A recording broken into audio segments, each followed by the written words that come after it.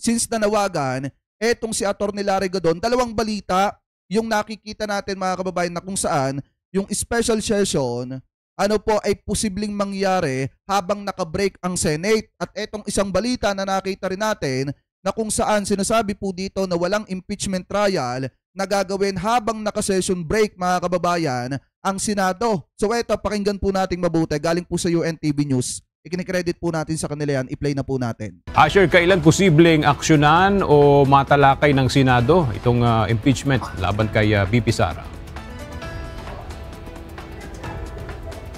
Aga kapag nagbalik na ang mga sesyon sa plenaryo sa June 2, simula yan sa June 2, ay maaari ng talakay ng Senado ang impeachment complaint laban kay Vice President Sara Duterte. Ito ang inihayag ni Senate President Francis Escudero sa katatapos lang na isinagawang press conference dito sa Senado ngayong araw. Ayon kay Senador Escudero, hindi pa officially informed ang Senado, partikular na sa plenaryo, sa receipt o pagtanggap nito ng articles of impeachment kaugnay nito nang isinasagawa ang plenaryo kahapon. Paliwanag ng mambabatas, hindi ibig sabihin na pagkatanggap ng dokumento ay kinaumagahan o dali-dali ay isasagawa ang mga proseso kabilang na ang impeachment trial. 2 buwan itong inupuan, pinag-aralan at binasa ng Kamara ang mga impeachment complaint sa tanggapan ng House Speaker para i-refer sa plenary at Committee on Justice. Question ito kung bakit biglang sasabihin naman ang Senado ay gumalaw at umakto agad sa loob lamang ng ilang oras dahil halos alas 5 na kahapon nadala ang articles of impeachment sa... Alam niyo, doon sa mga kababayang Pilipino natin na naiinis sa naging pahayag kanina ni Senate President Chis Escudero, alam niyo kasi mga kababayan, hindi natin pwedeng kagalitan si Senate President Chis Escudero mga kababayan kasi nga unang-una, siguro naman may plano sila dyan. Ano po, kung paano iimbestigahan yan, kung paano tatapusin itong impeachment trial na ito ng maayos at walang nasasagasaan mga kababayan. Kasi ang mangyayari dyan, aayusin muna nila yung mga rules mga kababayan and then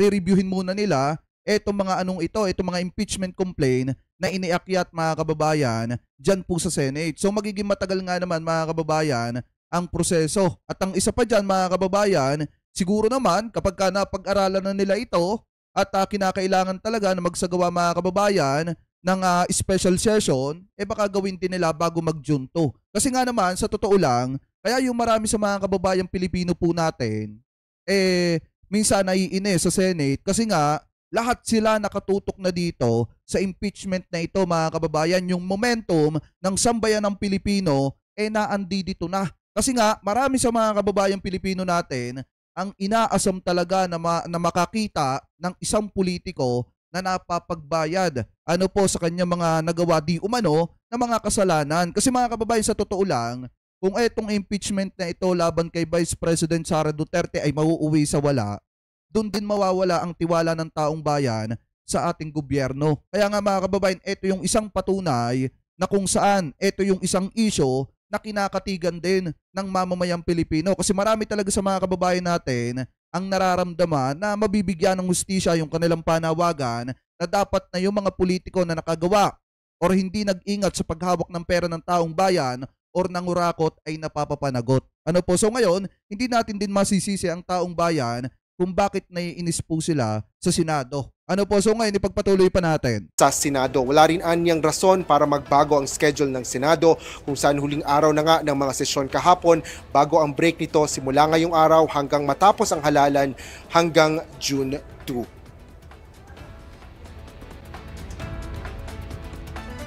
Para mag-convene ang impeachment court, kailangan may sesyon ang Senado. Okay. Para manumpa ang impeachment judges, kailangan may sesyon ang Senado.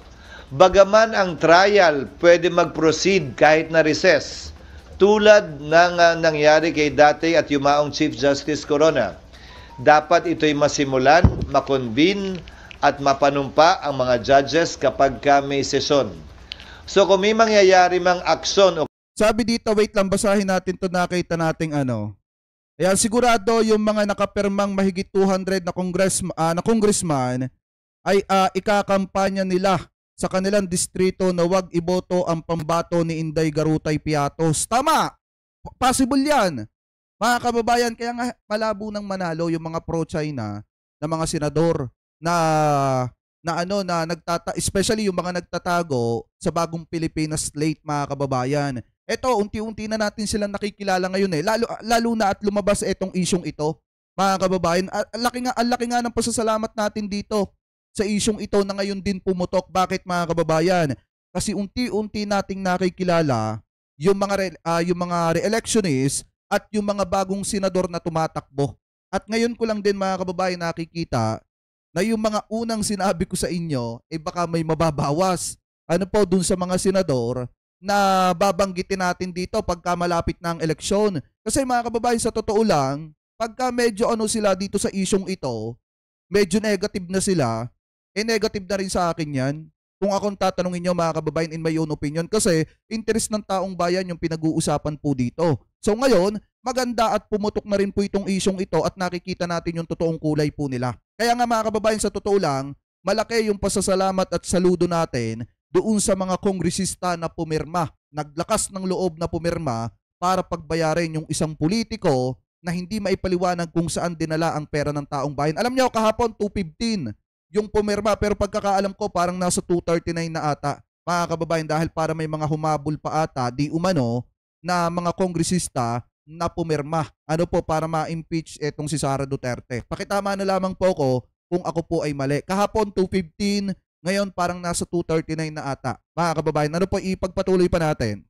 Kaganapan kaugnay nito, yan ay mangyayari sa June 2, pag-resume ng Senado matapos ang eleksyon at pasayan ng mayoriya ng Senado kung aamyendahan ba yung rules, anong ilalagay sa rules.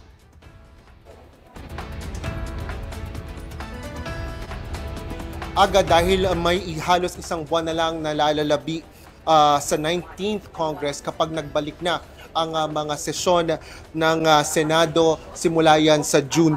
Sabi dito 250 daw, maraming humabol. Pagkakaalam ko nga maraming ang humabol na mga kongresista ang pumirma pa para ma-impeach, mga kababayan, etong si Vice President. Biruin nyo, kahapon, mga kababayan, nasa 215 na, pero pagkakaalam ko parang nasa 239 kanina. Ngayon may nag-comment sa atin, nasa 250 na daw, mga kababayan, dahil maraming nga daw ang humabol. At alam nyo yung pinakamatindi dito, sobra namang napakabalat sibuyas ng mga taga-suporta sa Davao, especially sa Davao del Sur, nitong si Vice President Sara Duterte. Bakit? Dahil lang naman, mga kababayan, yung mga kongresista na yung iba, hindi ko naman nilalahat, na mga pro-Duterte na pumirma. Ano po dito sa impeachment, especially kahapon, laban kay Vice President Sara Duterte, yung mga poster, yung mga tarpaulin, mga kababayan, pinagtatatanggal ng mga taga-suporta nitong si Sara Duterte at sinasabihan pa, mga kababayan, yung mga kongresistang pumirma na traidor daw. Pagkatapos daw, mga kababayan, pakitaan ng magandang loob ng mga Duterte, tinabla daw ang mga Duterte. Alam nyo kasi, mga kababayan, mas humahanga pa tayo at bumibilib tayo do sa mga politiko na kayang tablahin yung mga kaalyado para sa interes ng taong bayan. Mas yan yung kadapat-dapat hangaan kaysa dun sa mga politiko na inuuna yung interes ng kanilang mga kaalyado, na mga politiko din, kaysa sa interes ng mamamayang Pilipino. Alam nyo, yung mga pro-Duterte na congressman na pumirma doon sa impeachment para ma-impeach etong si Sara, dapat pong saluduhan yan at hangaan yung mga yan. Bakit? Kasi iniisip nila yung kapakanan ng mamamayang Pilipino kaysa sa kapakanan ng kanila pong mga kaalyado. Ano po, ipagpatuloy pa natin.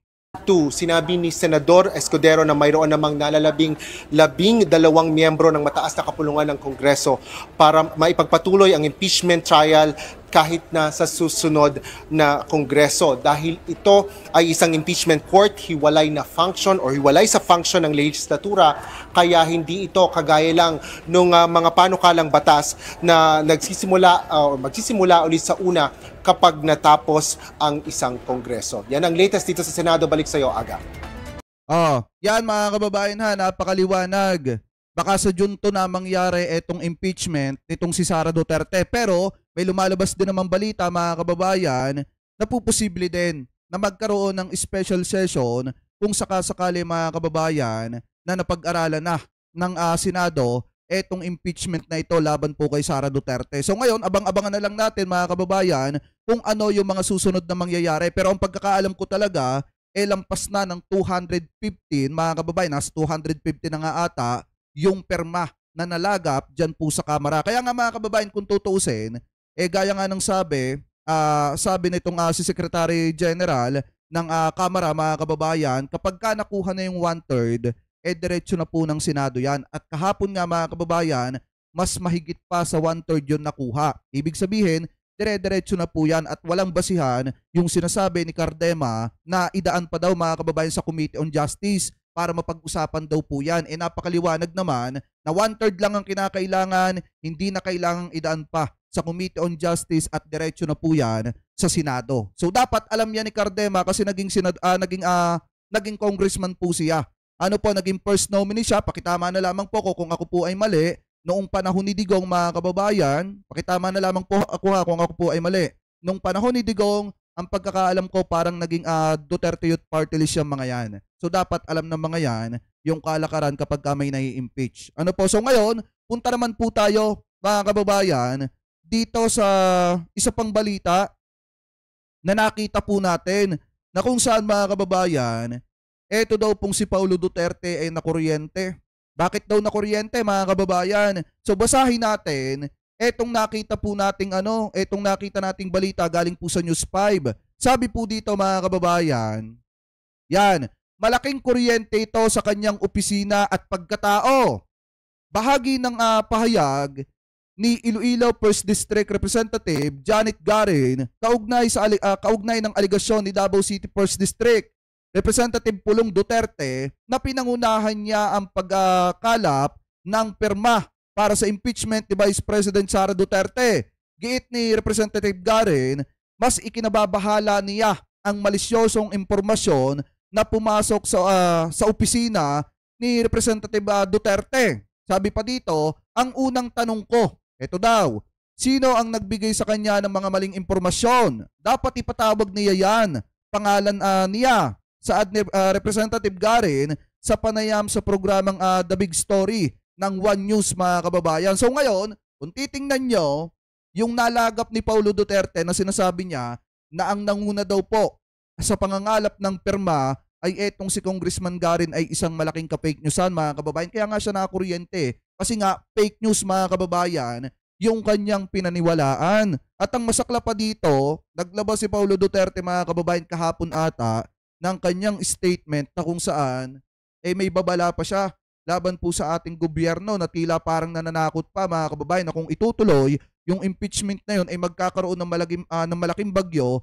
kaya yanig po sa gobyerno ni PBBM. Ngayon mga kababayan, kaya siya siguro nakapagsalita ng ganon kasi may nakarating sa kanyang balita, maling impormasyon na ang nagmaniubra ng impeachment or yung papel na nangalap ng pirma mga kababayan na ang tinutukoy ay etong si Congressman Garin. Ngayon, sinagot mga kababayan ni Congressman Garin at sinasabi dito na malaking kuryente ito sa kanyang opisina at kanyang pagkatao mga kababayan kaya siya nakuryente. Bakit nakuryente? Kasi nga fake news yung kanyang nalagap na balita mga kababayan. Yan po kasi ang problema. Yan ang problema dito sa mga Duterte mga kababayan at especially do sa kanilang mga vlogger. Pumipick up sila mga kababayan ng mga maling impormasyon na sa kanila din bumabalik. Tapos pagka binalikan sila ng kanilang mga maling impormasyon na pinagsasasabi, akala mo naman mga inape ng ating gobyerno at akala mo puro lagi ginigipit ng ating gobyerno. So hindi rin naman natin masisisi kung bakit nagsasalita si Paulo Duterte ng ganito kasi nga yung kanyang kapatid malapit ng ma-impeach mga kababayan. Kung maayos lang sana sila mga kababayan na kapatid at pinayuhan nila yung kanilang kapatid na maaga pa lang magpaliwanag na, di sana walang impeachment na ganito. Di sana matagal nang tapos tong issue na ito. Mga kababayan, kung una pa lang na ipaliwanag na kung saan napunta ang pera ng taong bayan, wala sanang ganitong klase mga kababayan ng issue ngayon na may kalalagyan ang ating Vice Presidente. Kaya nga mga kababayan, eto lang yan Initsapwera nila dati ang patawag ng Kamara. Ngayon, eto, anihin nila yung kanilang ginawa, mga kababayan. Binastos nila ang Kamara, o di ngayon, na-impeach, mga kababayan, sa Kamara, etong si Vice President Sara Duterte. At saka nung panahon na nakaupo etong si Duterte na presidente, di ba nananawagan ng impeachment, mga kababayan, ipinapa-impeach ng mga Duterte supporter etong si former Vice President Leni Robredo. Ngayon, kanino napunta yung panawagan nila? Di kay Vice President Sara Duterte. Ano po? So ngayon, yan yung isang patunay na yung karma napakabilis, mga kababayan. Panawagan nila dati ma-impeach si former Vice President Leni Robredo. Ngayon, yung impeachment, mga kababayan, si Sara yung aani. Ano po? So ngayon, comment below na lamang po kung ano po masasabi nyo. Hingil po dyan